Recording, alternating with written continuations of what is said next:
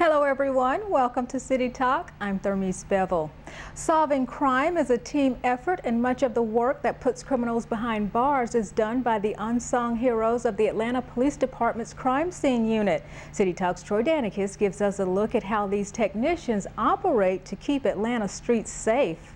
Like any good team, the Atlanta Police Department is made up of individuals with their own unique skills. Beat officers are often the first to respond to calls, and detectives piece together clues to solve capital cases, but the crime scene technicians who gather evidence are sometimes overlooked. The biggest misconception is that all we do is take photos. Photographs are actually a very small part of what they do.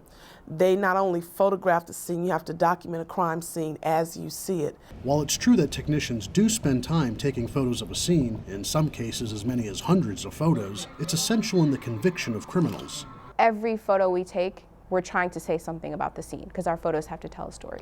Aside from using pictures to tell the story of a case, crime scene techs are also trained to look for anything that could link a suspect to a homicide or a robbery. Things like IDs, they leave hair fibers, they leave blood, and just some of their own personal items that sometimes let us know that they were actually at the scene. Useful pieces of evidence also include, of course, fingerprints. And after technicians lift prints from the crime scene, they're given to the guys who work in the latent prints unit. Here we can see what looks to be another bifurcation on this print. We're helping to solve the case. We're trying to find out who was at that scene, who may be able to give more information, or in some cases, who may have actually done the crime. Anthony Johnson has worked with the ID unit for over 20 years. He has seen firsthand how far techs will go to get the evidence they need. They had gotten a fingerprint, or a finger, I think it was cut off, and it had only the skin itself, and they had to roll that finger on that card to get that print. That doesn't surprise Supervisor Almitra Love. She says her team works hard to successfully support APD officers. The evidence that we collect helps them prosecute their cases, helps them get these criminals off the street, helps them bring justice to the people they serve and protect. For City Talk, I'm Troy Danicus. Council President Caesar Mitchell and Police Chief George Turner were panelists at a crime and safety summit where experts offered ways to tackle neighborhood crime. Fulton County Chairman John Eves hosted the forum where residents had an opportunity to ask questions about issues in their communities. I believe that we can protect our communities more effectively, but the only way we're going to do that is to work collectively together with everyone that's here today. When you look at the numbers, and they are clear, we have to do a better job in holding those repeat offenders in jail and making them responsible for the actions that they perpetrate on our community. I really do commend Chairman John Eves and Fulton County for bringing together the city and the county, law enforcement, judges, prosecutors, and certainly elected officials to discuss the issue of crime and safety in our community. One of the things that I think we forget is how important it is for us to collaborate. Organizers say this summit was an important tool in keeping residents informed. Women Looking Ahead magazine included 2 APD deputy chiefs in its list of Georgia's 100 most powerful and influential women. Deputy Chief C.J. Davis recently managed the city's code compliance office, where she helped ease a backlog of abandoned and dilapidated properties slated for demolition. It's a huge responsibility to receive an award like that, especially as a female in a male-dominated type of environment. I was very excited and totally humbled when I received it. Deputy Chief Shields oversees the department's day-to-day operations, including APD's $200 million budget. It's reflective of how far the agency, the department, has come. And there are so many people who every day go out and do such hard work within the department that to finally get recognition on any level is a reflection of the incredible talent that surrounds me, and I'm very grateful for it, very grateful. Davis is a 25-year veteran of the force. Shields has been with the department since 1995 and is a 19-year veteran. Congratulations to both of you. Some Atlanta seniors now have a new place to call home. National Church Residences held a grand opening for Betmar Village, a senior housing community near the Lakewood Fairgrounds for low-income residents 62 and older. The gated community has green construction, energy-efficient appliances, a picnic and park area, and a community room. Well, it's an amazing project. There's just so much community work that had to be done to get this project completed, and now to see it here, it's just beautiful project, and so many wonderful residents living here. Just couldn't be more proud to be part of this community. The new development replaces the demolished Lakewood Courts apartment complex. Councilwoman Natalie Archibong brought District 5 senior citizens together for Focus Upon Senior Services. The seminar provided valuable information to East Atlanta seniors about sanitation, recycling, water and sewer bills, as well as information about discounts on various taxes and exemptions. County and city officials were also on hand to answer questions about a variety of services and programs. Archibong says bringing vital information to seniors at this annual event has become one of the most effective ways to ensure that senior citizens receive individual attention. This is the 13th year Archibong has sponsored the seminar. Also in District 5, a celebration to congratulate those who helped bridge the digital divide. Comcast gave technology and digital literacy grants to Atlanta Public Schools and local educational organizations for additional training programs for students, parents, and the community. So honored to be here at the Drew Charter School to join all the families and partners here to celebrate the Comcast recognition of folks who've been part of their closing the digital divide, making it possible for families who could not otherwise afford internet access to be able to have that in their homes. We don't think about how large of an issue this is for a family that simply can't afford to have the service come into their home. So providing that opportunity makes a world of difference. It opens a window on the world for this family from their own homes. Atlanta's participation in the Internet Essentials program has been very successful, and partnerships with a range of agencies have helped emphasize the benefit of advanced broadband services.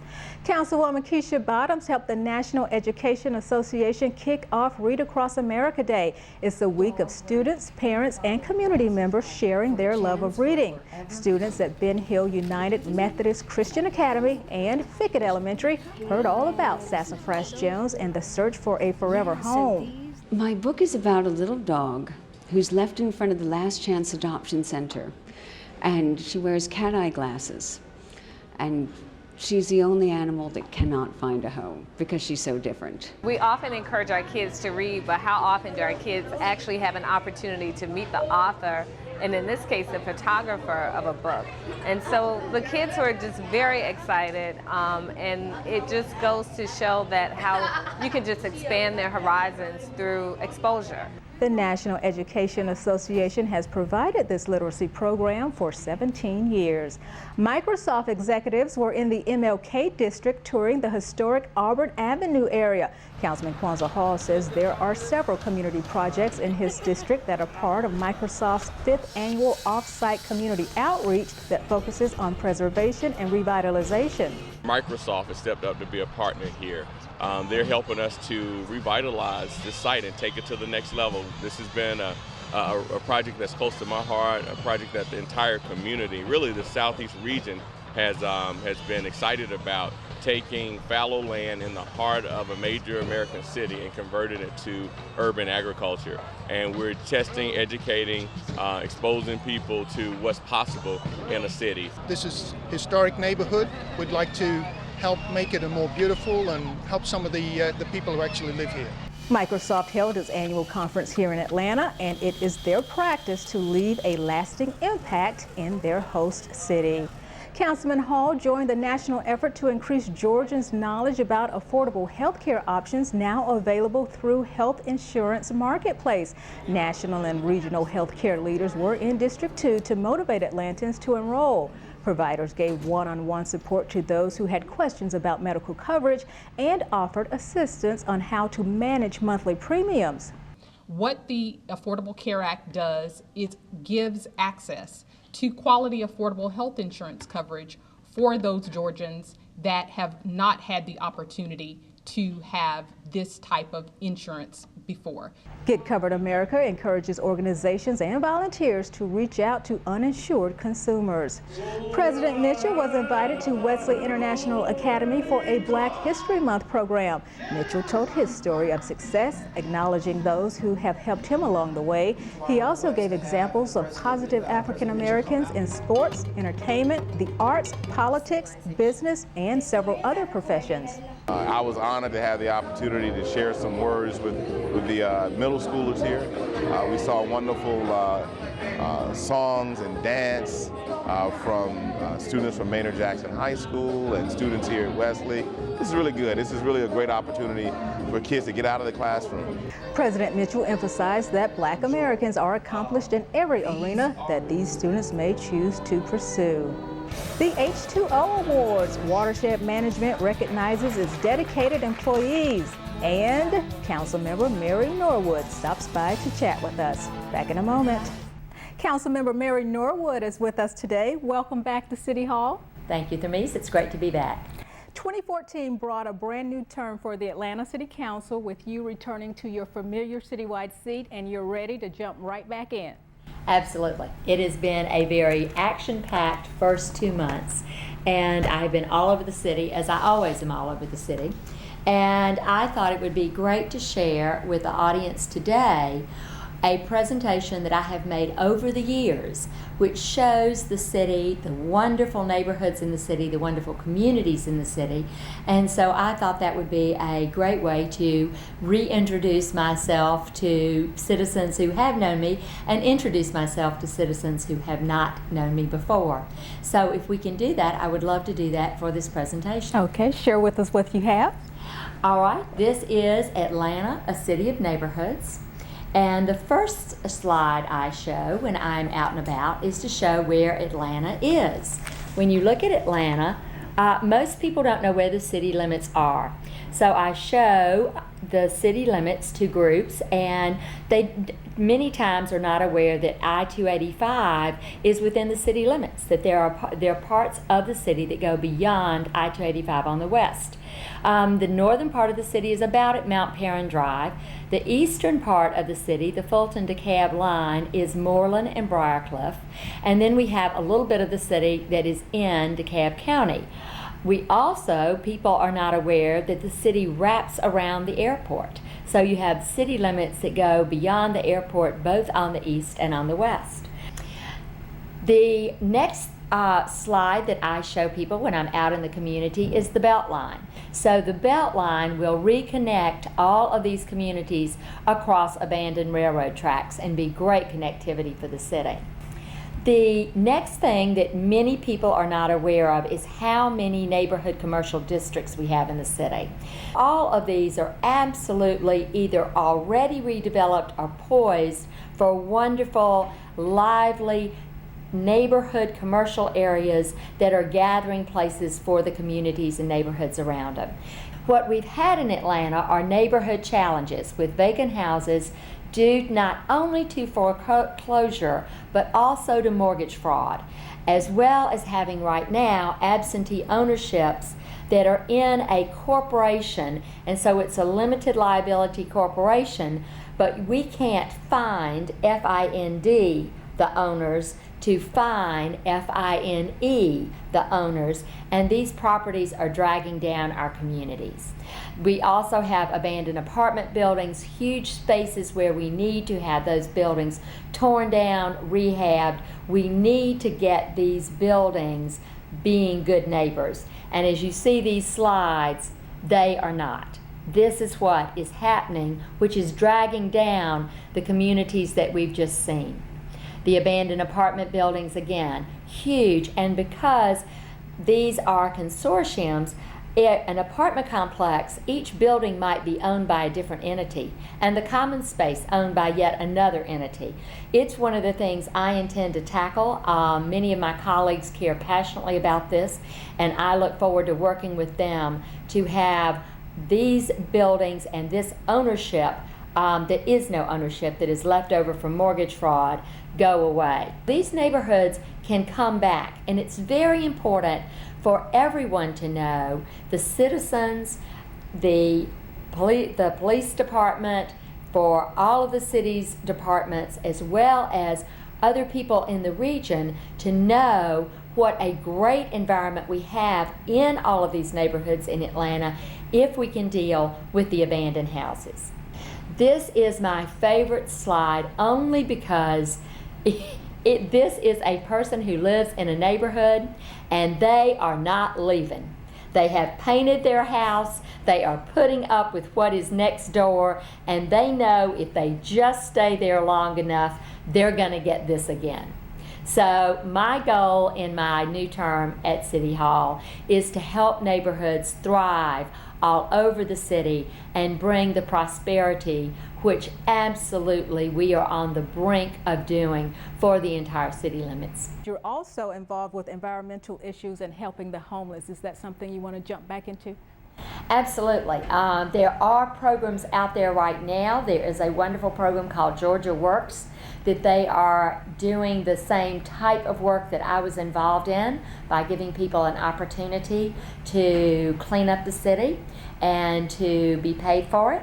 So I am delighted. I have met with them and they have a wonderful program. I always believe in not reinventing the wheel, so I'm delighted to see that that program is ongoing. Environmental issues always. I was at Fire Station 29 this morning where they are planting trees at the fire station. They're planting a wonderful plum tree in the backyard, back of the fire station, and a fig tree in the front of the fire station on Monroe Drive. I've always been a strong supporter of the Beltline, of our natural environment as well as our built environment. We have done a much better job in Atlanta of preserving our tree cover. That canopy is very important with our summer sun and our extreme heat. So I have been very pleased to see that we are now doing things like the pond at Ponce Park, which is so great on the Beltline. We're starting to do natural reclamation of stormwater. That's a great step in the right direction. I'm very pleased to see the progress of the Beltline and how it has taken off. And we need to make sure that we have the connectivity and the walkability throughout the city. We have days that are very, very hot that we need the tree cover. We have not so many very cold days, although this winter's been certainly unusual in that respect. So I think we have a very wonderful environment that needs to be protected and preserved. All right, Councilmember Norwood, thank you so much. It's my pleasure. Thank you, Thermice, for having me. Looking for tasty edibles when waiting to catch your flight? Hartsfield-Jackson has quite a bit to choose from. Stay with us. A recent survey showed that Georgia is 4th in the country when it comes to food franchise headquarters, 36 to be exact, including Chick-fil-A and Crystal's. But as Troy Danica shows us, our local cuisine goes far beyond fast food and how the world's busiest airport gives foodies with discerning palates a taste of what the Peach State has to offer. We have a lot of folks, business travelers in particular, who are scheduling their layovers, particularly around the restaurant. First ingredient that we're going to add is some nice smashed garlic. We've been really well received by the public so far, and it's been very exciting. Atlanta's airport is famous for many things. Busiest in the world, that 5th runway that helped us become the busiest in the world, and now food. The concept is seasonal European. The food focus is really on just fresh, quality ingredients, done simply, cooked properly, to create nice, well-rounded, balanced dishes. Michael Patria is the chef for Echo at the airport. They recreate their Midtown location's signature dishes for travelers at the Maynard-Jackson International Terminal. Once we have nice toasting in the pan, all those flavors have started to marry together really well. We're going to go in with our chili braised pork. Most of our guests are extremely excited to have something of an option in the airport that is healthier. The airport is at the tail end of a 3-year effort to increase retail and dining options in their terminals. Part of the concessions package required the inclusion of local, homegrown businesses. The idea has taken off. First-time customers, normally they come in, they always want to try the shrimp and grits because normally if they're not from the South, they've never had grits before. Sweet George's Juke Joint isn't exactly new to the airport. They had a location here a few years back, then refocused their attention on opening the downtown location. They came back as part of the new concessions program. When they come in to enjoy a meal, they're not just getting fine Southern cuisine, they're getting great music along with it. Channeling the energy of early 20th century juke joints along with the music that filled the rowdy establishments, Sweet George's Juke Joint gives many travelers their first taste of Southern cooking. We have a great classic dish is our fried chicken. Then we drizzle it with a sweet molasses honey glaze. That's our signature little touch to the dish. It gives a little sweetness to go with the crunch. Okay, got a nice crust there. Let's go make a pizza. I have gotten a lot of emails from people saying that, this is the best airport food that they've ever had, and they're shocked to find it. They're so used to coming in and finding, sort of low-rent fast food. Over on Concourse A, travelers can fill a hole in their bellies with a hot, round pizza. Jeff Verrazano came to Atlanta in 1998 and couldn't find the kind of pizza he was able to find in his hometown of New York City. So, after many years of testing and traveling the world to find the right recipe, he brought a centuries-old tradition to the Peach State. Can you see that just little bit of char there? Those little specks? That's what you're looking for in a nice pizza. When you're traveling and you're in the mood for something good and you feel you're going to be stuck with just the same old fast food choices, to come and have a place that's actually, ranked as one of the top pizzerias in the world, right in the middle of one of the busiest airport terminals. Actually, I think this is the busiest airport terminal in the world, Terminal A here in Hartsfield.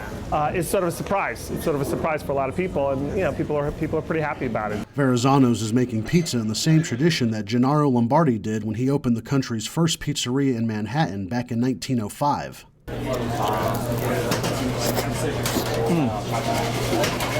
That's the pizza. With restaurants like these at Hartsfield-Jackson, foodies who travel will always have Georgia on their minds and in their bellies. For City Talk, I'm Troy Danicus. The Moody Report named the International Terminal's food court the world's best airport food court for 2013. That terminal got the Airport Food and Beverage Award. Along with Echo, the food court also features Atlanta favorite, the Varsity. Mayor Reed in Best Atlanta and a delegation of entrepreneurs are back from Silicon Valley. The group visited social media giants Twitter and Facebook. They even stopped by Google. The trip was meant to support Atlanta's startup culture through an increase in venture capital that flows to the city. Currently, Atlanta's tech startups receive a third of all venture capital in the U.S. in a given year. Atlanta is fast becoming a hub for tech companies like AT&T's Foundry and Drive Studio and many others. Plus, Atlanta is home to Georgia Tech, one of the nation's top engineering schools. Another household name brand moves its headquarters to Atlanta. Prince Global Sports finalized a lease for office space in Buckhead. The company's CEO cited Hartsfield-Jackson as one determining factor in moving from New Jersey to the South. Atlanta is no slouch when it comes to tennis. We're home to the BB&T Atlanta Open, which held its previous tournament at Atlantic Station. Summer will be met with a splash when families visit John A. White Park in Southwest Atlanta. Construction is underway for a new pool and bathhouse at the facility. It's actually going to be more of a recreational experience, so it's going to have a zero entry section where basically the water comes right up to the pool deck. So if you're in a wheelchair or you've got small children, you don't have to worry about stepping down into the water. It'll just be like going in with no barriers. And for added family fun, the pool will feature splash towers with slides. The new outdoor aquatic center is scheduled to open this summer. Think you've got talent? Then the Atlanta Beltline wants to hear from you. And spring is in the air. Nothing like a little bit of outdoor fun to welcome warm weather. That's next. The Department of Watershed Management put on an awards show that paid homage to the Academy Awards. The H2 Oscars honored the hard work and accomplishments of its men and women. The event was decidedly Oscar-themed, with awards such as Best Performance by an Individual in a Customer Service Role. Some folks even dressed up for the occasion. Every year we've had bigger and bigger attendance, and I just feel the air of excitement here, and so I know with excitement and all the big smiles I see that morale hasn't gotten better. Calling all artists. The Atlanta Beltline has issued a request for proposals for artists to submit outdoor temporary works of art for presentation along a stretch of the Atlanta Beltline. Art on the Atlanta Beltline began 5 years ago. Elon Buchan is the project coordinator for Art on the Beltline. It was an idea to get people into the Beltline, to experience it as a new public space, to see it in a different way, and inviting artists in to look at that environment in a different way. All artistic disciplines of art are encouraged for submission. Performance art, musicians, ballet, dance, all different disciplines of performance art. Then we've got in our visuals, mosaics, murals, sculptural work, ephemeral work that can decay naturally into the environment. The RFP is now open. Artists can visit art.beltline.org for details on how to submit a proposal. The deadline for submission is April 21st. First shot's up, here we go! Oh, hey! Sizzling sausage, fried dough, cotton candy, games, and lots of rides. Yep, the Atlanta Fair at Turner Field is in town, a sure sign that spring has arrived. The fair is so fun. We get to ride on rides that are so cool. Some rides might even scare you a little, but every ride's so fun. We're gonna go play it's a game, and it's like has darts and the balloons, and we're gonna try to win a prize. The Atlanta Fair at Turner Field is open until April 6th. For more information, visit atlantafair.com.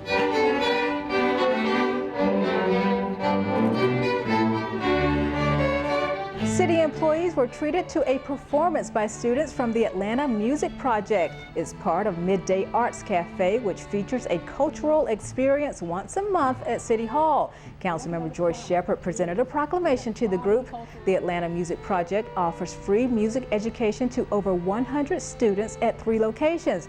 The organization has both choral and orchestral programs. Thank you for watching City Talk. I'm Thermice Bevelle.